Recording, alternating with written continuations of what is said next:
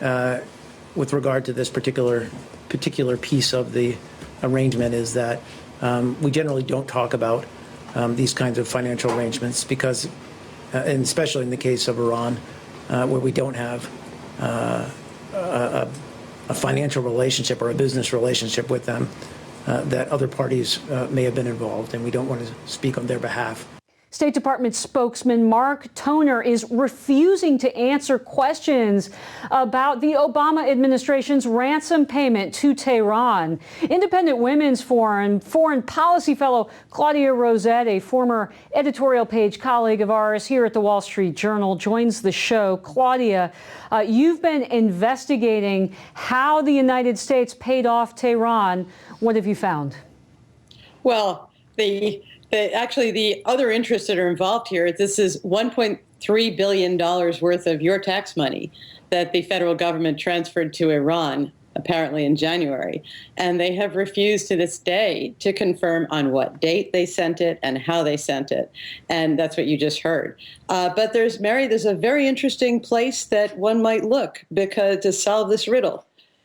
And that's called something, it's called the Judgement Fund. I saw your column up at the New York Sun about this. It's a fund that most Americans will never have heard of before, Claudia. What is it? Yeah, actually, I hadn't heard of it either until this came up. It's a fund that was set up years ago to pay out awards for cases brought against the U.S. government. Okay, and different agencies from the government pay them out in different directions. This is where the Obama administration took the money to pay out Iran. What it said was $1.3 billion in interest on this old $400 million that was returned the same also this year, all under the same settlement announced January 17th by President Obama. Now, we know, thanks to a scoop by the Wall Street Journal's Jay Solomon and Carol Lee, that the $400 million, which was actually sent in cash the same weekend that this was announced, delivered in cash to the Iranians, the $1.3 billion, rest of it, which came out of this Judgement Fund, which is housed at Treasury, the administration is still refusing to tell us. But you can find some possible trail, Mary. Well, this is all thanks to your investigative reporting. We're so grateful to have you on the show, Claudia. I want to ask you, though, about the constitutionality of this payment. Here's what the Constitution says, and I quote, "No money shall be drawn from the Treasury but in consequence of appropriations made by law." That's from Article 1, Section 9, Clause 7. So was this an unconstitutional payment? I don't know, Mary. It's one of the questions I'm asking. What we know is that this is your tax money.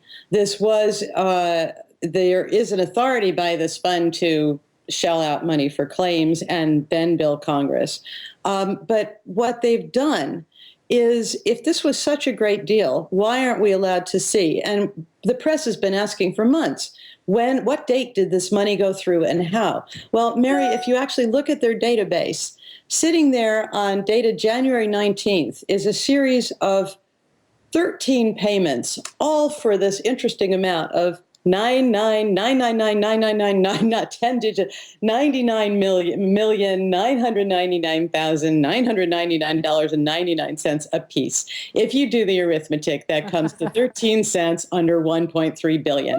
It went through 2 days after President Obama announced this. Now, people have been asking, when did the Judgement Fund transfer it? The Judgement Fund won't tell you. Treasury Department won't confirm. And so you have government officials spending more than $1 billion of our money and not telling us where it went or how. It's an incredible story. Claudia Rosett, we hope you'll join us again as you investigate and get more details on this scandal. Thanks so much. Thank you, Mary.